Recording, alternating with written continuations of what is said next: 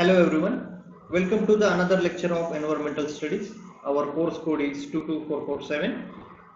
This course is for second and third year diploma students. For second year, this is common to production, mechanical, civil and electrical engineering program. In this lecture, we are going to see our unit 4, that is environmental pollution. Our topic is pollution. For that satisfy our topic, we are going to see our first course outcome, that is apply techniques to reduce environmental pollution. For that, we are going to see our unit outcome 4A, define pollution. In that, we are going to see what is exact definition of pollution. In unit outcome 4B, we are going to see state the sources of pollution. That means what are the different types of pollution and what are the different types of their sources. And in unit outcome 4C, we are going to see state the effects of land pollution on environment and lives. So let's see what we will learn today. Our today's lecture learning objective or key takeaways are: students will be able to understand causes and effects of land pollution. Contents of today's lectures are: first one is definition of pollution, types of pollution, and second contents for today's lecture is cause of land pollution, its effect, and how to prevent land pollution. So here we see our concept map: pollution, types of pollution, later land pollution, causes, effects, and prevention of land pollution.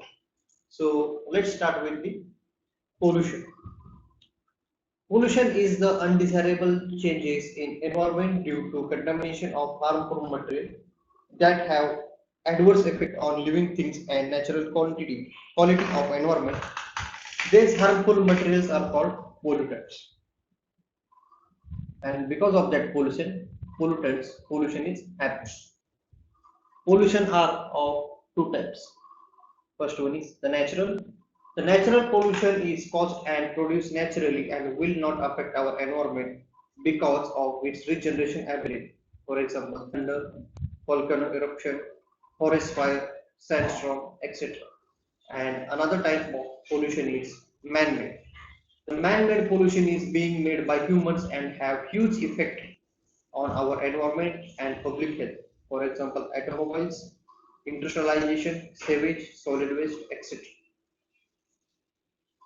So exactly याच्यामध्ये काय असतं पहा, pollution म्हणजे काय?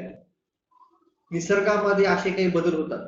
Okay, कशामुळे होतात हे बदल? निसर्गामध्ये हार्मफुल जे मटेरियल असतं, ओके, निसर्गाला हानी करणारं मटेरियल ज्यावेळेस निसर्गामध्ये मिसळलं जातं त्याच्यामुळे निसर्गामध्ये असणारे जे लिव्हिंग थिंग्स आहेत, ओके, त्यांना बाधा निर्माण होते, निसर्गाची जी गुणवत्ता आहे ती खालवली जाते आणि अशाच मटेरियल आपण म्हणतो पोल्युटंट्स. आणि हे जे मटेरियल जे आहेत ते काय क्रिएट करतात? पोल्युशन क्रिएट करत असतात. मग याच्यामध्ये मुख्यतः दोन प्रकार आहेत. एक असतं नैसर्गिकरित्या आणि दुसरं असतं मानव निर्मित.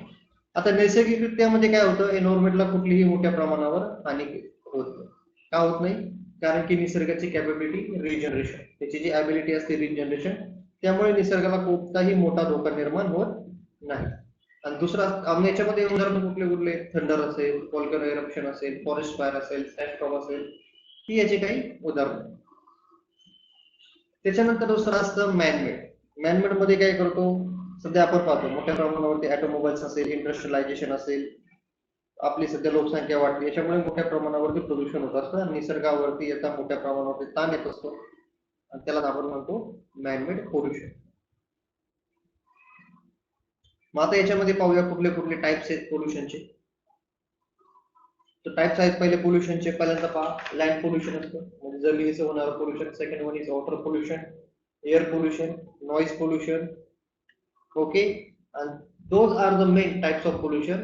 And regarding that, there are also subtypes of pollution like air pollution, water pollution, nuclear pollution, e-waste. असे different types याच्यामध्ये pollution include होतात. So natural pollution, just what is the causes of the natural pollution? Natural pollution कशामुळे होते ते आपण पाहूया. Natural pollution is caused due to nature's imbalance. These types of pollution involves natural activities or disaster like cyclones, tsunami, floods, drought, earthquake, fire. जे आपण इथे examples पाहिले. विजा वगैरे चमकतात, ज्वालामुखीतून जो धूर वगैरे बाहेर पडतो, जंगलामध्ये आग लागते किंवा वाळवंटामध्ये आपण पाहतो जे मिडल ईस्ट कंट्री त्यांच्यामध्ये सँडस्टॉर्म वगैरे असतात. ओके, हे जे आहे ते कशामुळे होतं? नॅचरल इम्बॅलन्स झाल्यामुळे अशा प्रकारच्या घटना घडत असतात. त्याच्यामध्ये मग कुठले कुठले येतात वगैरे असतील, त्याच्यामुळे भरपूर जे पोल्युशन म्हणतो आपण ते असतं नैसर्गिक पोल्युशन. याच्यामध्ये एक्झॅक्टली काय होतं? निसर्गाची मोठ्या प्रमाणावरती हानी होत असते, पण हे निसर्गाला कुठल्याही प्रकारे अफेक्ट करत नाही, कारण निसर्गाची ॲबिलिटी काय? रिजनरेशन. दुसरं असतं आर्टिफिशियल और मॅनमेड पोल्युशन. हे कशामुळे होते पहा? Man-made pollution is caused due to activities of industries or vehicles, pesticides, sprays, etc. This type of pollution occurs solely as the result of activities of man, such as industrial emissions, vehicular emissions, construction activities, etc. आता याच्यामध्ये काय करतो आपण? Different आता for example पाहिलं automobiles use करतो. पाठीमागच्या lectures मध्ये पाहिलेले because of the automobile NOx, CO2, SOx are emitted into the atmosphere. Because of that acid rain, global warming like effects are happening. हे झालं त्याच्यामध्ये. नेक्स्ट असं सॉइल वॉटर पोल्युशन म्हणू शकतो आपण. इंडस्ट्रियलायझेशन मध्ये काय होतं? त्याच्यामधून जे ट्रीटमेंट केलं असेल, वॉटर ट्रीटमेंट प्लांट्स असतात, त्याच्यामधून जे वॉटर असतं डायरेक्टली नद्यांमध्ये सोडलं जातं. त्याच्यामुळे मोठ्या प्रमाणावर पोल्युशन निर्माण होतं.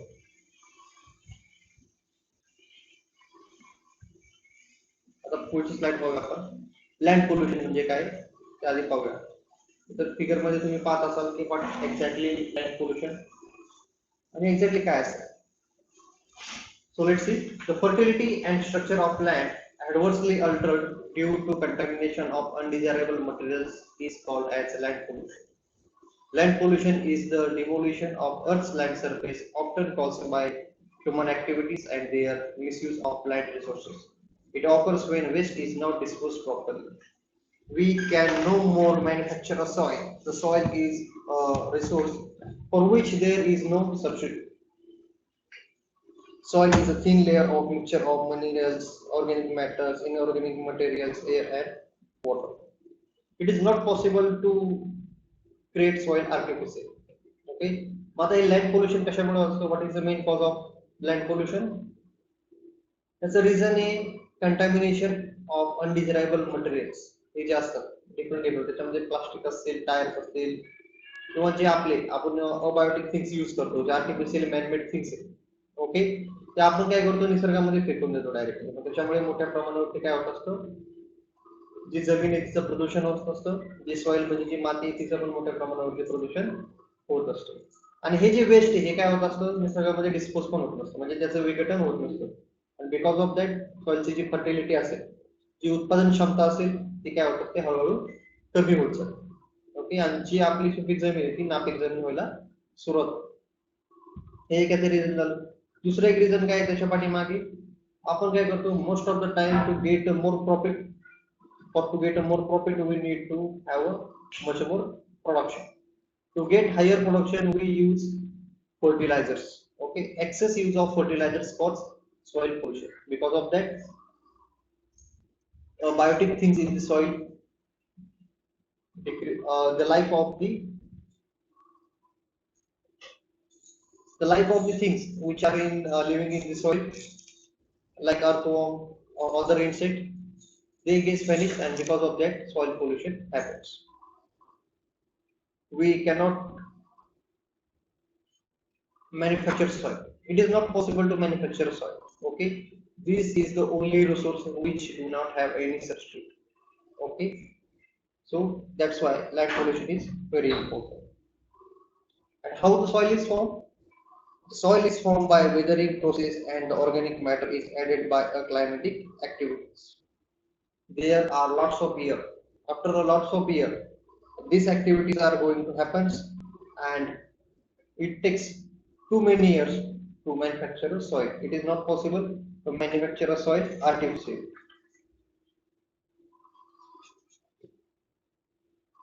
So let's see the different causes of the land pollution. The first one is industrialization.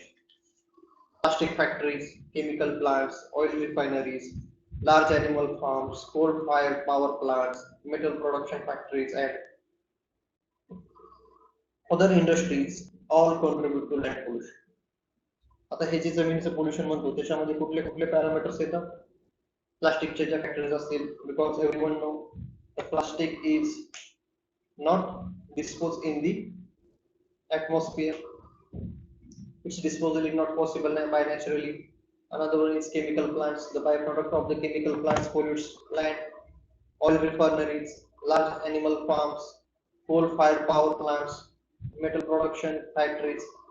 हे काही एक्झाम्पल्स दिलेले यांच्यामुळे काय होतं असं हे इंडस्ट्रियलायझेशन ठरतं याच्यामुळे मोठ्या प्रमाणावरती जमिनीचं प्रदूषण होत असतं दुसरं कारण आहे त्याच्यामध्ये मायनिंग ऍक्टिव्हिटीज म्हणजे ज्या खाणी वगैरे असतात फॉर एक्झाम्पल आपल्या कॉलेजच्या जवळ लोणीकंद मध्ये मोठ्या प्रमाणावर मोठ्या खाणी आहेत आपण सर्वांनी पाहिलं असेल तुम्ही ज्यावेळेस लोणीकंद मध्ये आला असाल त्यावेळेस पाहिलं असेल की जी पश्चिम दिशा आहे त्याच्या बाजूला कोणत्याही प्रकारची डेव्हलपमेंट नाही हे कशामुळे होत आहे बिकॉज ऑफ लँड पोल्युशन तिथे पाहिलं असेल मोस्ट ऑफ द टाइम मोठ्या प्रमाणावरती डस्ट वगैरे उजळलेले असते ओके तो एरिया एकदम पाहिला तिथे प्लांट्स वगैरे काहीच नाही तर हे जे निसर्गाची हानी हे जी जमिनीची जी आपण म्हणतो पोल्युशन जे होते जे प्रदूषण होते ते कशामुळे होते दुसऱ्या कारणाने मायनिंग ऍक्टिव्हिटीज म्हणजे काय असतं आपण एक्झॅक्टली पाहूया the mining process can lead to the creation of large open space beneath the surface of the earth heavy minerals sulfuric acid and other toxic materials leak from mining waste into soil the mining activity याच्यामध्ये काय सांगितलेलं आहे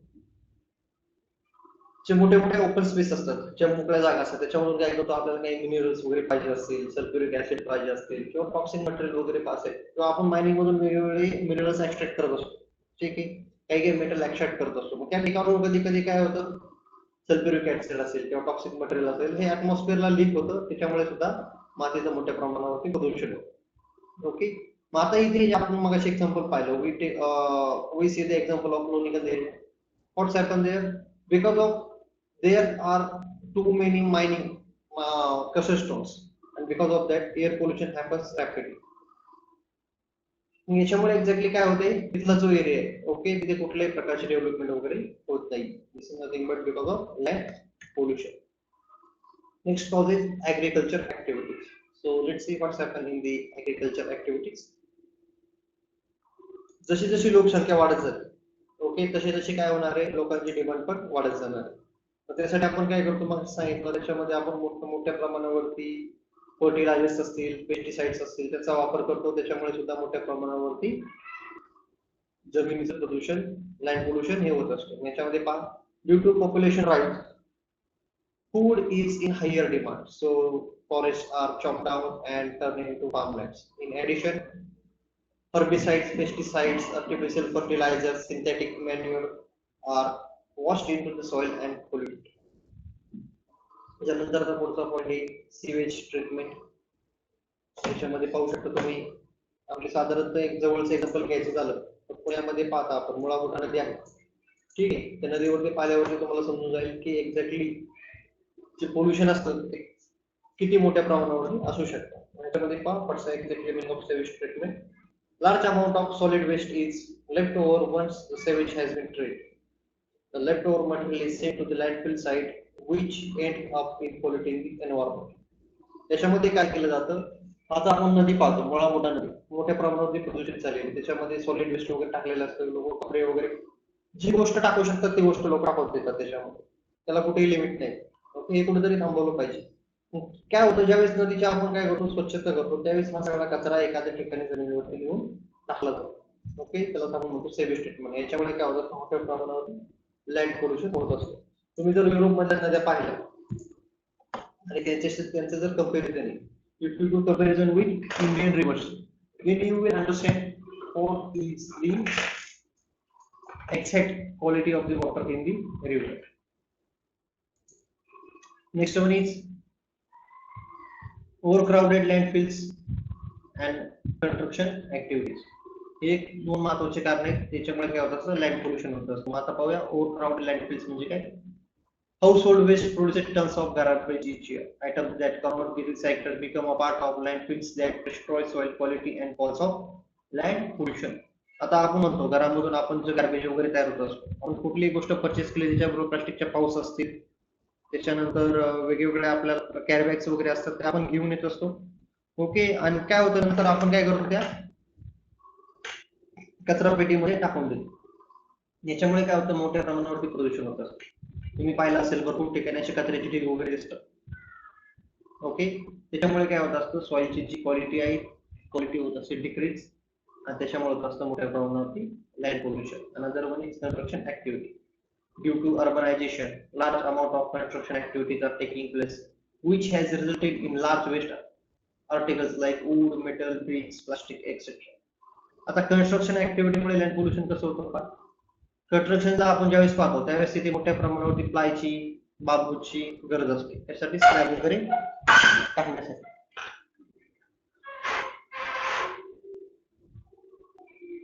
मग त्याच्यामध्ये exactly काय होतं, त्याच्यामुळे मोठ्या प्रमाणावरती लँड पोल्युशन होत असतं. त्यासाठी आपण विटा वगैरे हे करत असतो, माती वगैरे मातीच्या विटा वगैरे यूज करतो, त्याच्यामुळे पण लँड पोल्युशन होत असतं. नंतरचं महत्वाचं कारण आहे the cause of land pollution is deforestation, वृक्षतोड करणे. In search of more land for industries, agriculture, residence, deforestation is carried out. Land is once converted into dry or barren land, it cannot be converted into fertile again. मग जशी जशी लोकसंख्या वाढते त्याची गरज पुरवण्यासाठी इंडस्ट्रियलायझेशन आपल्याला इन्क्रीज करावं लागतंय, राहण्यासाठी घर वगैरे लागतात, आणि हे सगळं कसं पॉसिबल आहे बाय डिफॉरेस्टेशन. जसे जसे आपण झाडं तोडत जाऊ तसंच आपल्याला ती लँड अवेलेबल होणार आहे, because land is a limited source. आणि एकदा जर आपण ती लँड ड्राय केली, बॅरन केली, तर तिला पुन्हा फर्टाईल करायला खूप कष्ट करावं लागतं. It is not possible to be made it fertile again. Next one is urbanization, शहरीकरण म्हणतो आपण त्याला. Urbanization refers to the population shifts from rural to urban areas. It puts additional pressure on land resources for residents and food production. जसं आपण पाहतो वाघोलीचा विकास कसा होतो सध्या, day by day Naveen Naveen construction sites उभे राहत आहेत. ओके, प्लॉटिंग पडतायत, लोक जागा घेत आहेत, घर बांधतायत. 10 वर्षापूर्वीची वाघोली ना आताची वाघोली कमी, आजची वाघोली जर कम्पेअर केली तर साधारणतः 60 ते 70% डेव्हलपमेंट झाली. This is nothing but the urbanisation. आणि ही सगळी डेव्हलपमेंट कशावरती झालेली, शेत जमिनीवरती झालेली. जशी जशी लोकसंख्या वाढते तशी तशी घरांची गरजही वाढत जाते, तर त्याप्रमाणे इतर रिसोर्सेस वाढत नाही, तर ते कमी कमी होत जातात. This is the main reason behind land pollution. आता याची इम्पॅक्ट काय काय होत असतात निसर्गावरती पहा. What are the negative impacts of land pollution? First one is groundwater poisoning. The agriculture run of waste water from industrial sites and landfills percolates through soil and pollutes the groundwater. याचं example म्हणजे Ranjangaon MIDC. Ranjangaon एमआयडीसीच्या साइट्सनी जे villages वगैरे आहेत त्यांच्याकडे हा जो problems आहे तो मेजर पाहायला मिळतो. दुसरं एक अनादर याचं एक्झाम्पल आहे ज्या ठिकाणी डिस्टिलरी प्लांट्स असतात. डिस्टिलरी प्लांट्स मीन्स जे शुगर फॅक्टरीज असतात त्याच्यामधून काय करतात ते अल्कोहोल क्रिएट करत असतात, त्यांना आपण म्हणतो डिस्टिलरी प्लांट्स. त्यांच्यामधून पण मोठ्या प्रमाणावरती अशा टाईपचं जे आहे ग्राउंड वॉटर पॉइझनिंग अशा प्रॉब्लेम्स तिथे दिसून येतात. नंतर आहे water nutrient enrichment. Chemicals such as nitrogen are used frequently on farms. Only a small portion of the nutrients end up benefiting the crops. The remainder usually ends up with the water bodies populating by fish, algae, and other life forms. The nutrients heavy water saps up most oxygen in the water, which leaves the living fish and other life. जसे शेतीमध्ये आपण पाहतो different टाईपचे आपण fertilisers वगैरे use करतो शेतीची गुणवत्ता वाढण्यासाठी. जसे की युरिया, त्याच्यामध्ये मोठ्या प्रमाणावर काय असतं नायट्रोजन असतं. तर त्याच्यामुळे काय होतात तात्पुरते जे बेनिफिट्स आहेत ते पिकांना मिळतात, पण त्याच्यामुळे छोटे मासे वगैरे असतील किंवा पाण्यामधले जे लाईफ आहे ते काय होते एंडेंजर्ड मध्ये आले आणि व्हॅनिश होऊन निघून जाते. This is the main effect of land pollution. नंतर काय होतं त्याचं लँड पोल्युशनमुळे सॉइल इरोजन म्हणजे जमिनीची धूप होते, मातीची धूप होते. Deforestation leads to exposure of soil to atmosphere conditions like wind, rain, which wash out topsoil layer, resulting in soil erosion. आपण पाहिलं झाडांची तोड केली की काय होतं जमिनीची धूप होते. कशी ज्यावेळी झाडे असतात त्यावेळी जमिनीवरती माती उडू शकत नाही, पाण्याने जमिनीचा वरचा लेअर आहे तो वाहून जातो. ओके, पण झाडच नसेल तर त्याच्यामुळे काय होतं, सॉइल इरोजन होतं. Shifting habitat as deforestation as soil erosion progress, animals are forced to move to find shelter and food. याच्यामध्ये काय होतं, जसं जसं जमिनीची धूप वगैरे होत जाईल, ओके, किंवा डिफॉरेस्टेशन होत जाईल. आजकाल आपण न्यूज असतो की शहरामध्ये वाघ घुसला, गावामध्ये वाघ घुसला. This is nothing but the shifting habitat. जर जंगल वगैरे नष्ट होत गेले तर जंगलातील जे प्राणी वगैरे असतात ते ऑब्विसली ऍक्च्युली ते जंगलातच असतात, माणसानेच जंगलामध्ये शिरकाव केलेला आहे, थोडक्यात असं सांगायचं झालं. नंतरचं पॅरामीटर आहे increase risk of forest fires and wild fires. जसं जसं आपण पाहतो as increase the population, the demands of the minerals and other parameters was increasing. For that, because of that, deforestation happens. Because of deforestation, there is a terms like global warming happens. Because of that, the temperature of the world is going to increase, and because of that, there is high risk of forest fires and wildfires. This is nothing but the negative impact of the land pollution. So, what is the effect of land pollution on humans? Yes, obviously, if the land pollution impacts on the environment, definitely it will impact on the humans. So let's see how it impacts on the humans. Humans can also experience negative consequences that can influence quality of the life and health. The potential consequences including birth defects, the development of breathing disorders, skin diseases, and cancer. Land pollution has also linked to the development of children. That is, e-waste chemicals that are commonly found in contaminated soil and water, such as lead, chromium, cadmium, arsenic, etc., can impact a child's cognitive development, even if the exposure is very low. आता या मुलांमध्ये याच्यामुळे काय होतं, जे आपले वेगवेगळे आपण पाहतो, ई वेस्ट मध्ये लीड असतं, क्रोमियम असतं, कॅडमियम, आर्सेनिक, हे जे विषाणू पार करतात ते काय होतात, डायरेक्टली सॉइल किंवा मातीमध्ये डायरेक्टली मिक्स होतात. त्याच्यामुळे काय काय प्रॉब्लेम्स होऊ शकतात, श्वास घ्यायला त्रास होणे, त्वचेचे आजार होणे, कॅन्सर होणे, आणि लहान मुलांमध्ये आपण पाहतो ब्रेनला प्रॉब्लेम होणे, शरीराची वाढ व्यवस्थित न होणे, नर्वस सिस्टीमला डॅमेज होणे, किडनीला प्रॉब्लेम होणे, ॲमेनिया होणे. ओके, असे मोठ्या प्रमाणावरती प्रॉब्लेम्स आहेत ते कशामुळे होत असतात, माणसावरती लँड पोल्युशनमुळे होत असतो. मग आता इम्पॉर्टंट पॅरामीटर आहे how to prevent land pollution. हे कमी कसं करणार, त्याच्या पाठीमागे कुठल्या कुठल्या टेक्निक्स आहेत, त्याने काय करू शकतो आपण लँड पोल्युशन कमी करू शकतो. तर पहिला आहे प्रॉपर वेस्ट डिस्पोजल. तसं पहा, focuses on treating waste and disposing it in to safest possible manner. जसं आपण पाहिलं प्रिव्हियस लेक्चरला, सॉलिड वेस्ट मध्ये दोन प्रकार असतात. ओके, एकदा जातो डायरेक्टली गार्बेज मध्ये जातो, second factor is we can recycle. त्याचं प्रॉपर मॅनेजमेंट करायला पाहिजे. प्रॉपर मॅनेजमेंट कसं करणार, त्याची प्रॉपर कॅटेगरी करायची. मग सपोज आपल्याकडे 4 डस्टबिन दिलेले आहेत, या फिगर मध्ये आपण पाहू शकतो. याच्यामध्ये पेपर पुट करायचे, याच्यामध्ये ग्लास असेल, प्लास्टिक असेल, मेटल असेल, हे आपण काय करू शकतो, रिसायकल करू शकतो. ओके, जसं ओला कचरा आणि सुका कचरा असं वेगळा करतात. साध्या आणि सिंपल भाषेमध्ये पाहिजे झालं, ओला कचरा म्हणजे ऑल नॅचरल थिंग्स, सुका कचरा म्हणजे ऑल आर्टिफिशियल थिंग्स. त्या आर्टिफिशियल थिंग्स आहेत त्या आपण काय करू शकतो, रिसायकल करू शकतो.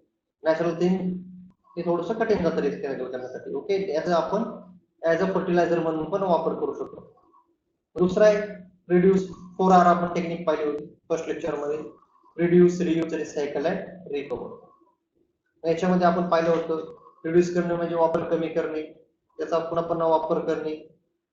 रियूज आणि रिसायकल मध्ये फरक पाहिला तर रियूज म्हणजे काय आहे तसंच वापर करणे, रिसायकल मध्ये त्याच्यावरती ट्रीटमेंट करावं लागते आणि पुनर्वापर करावा लागतो, रिकव्हर.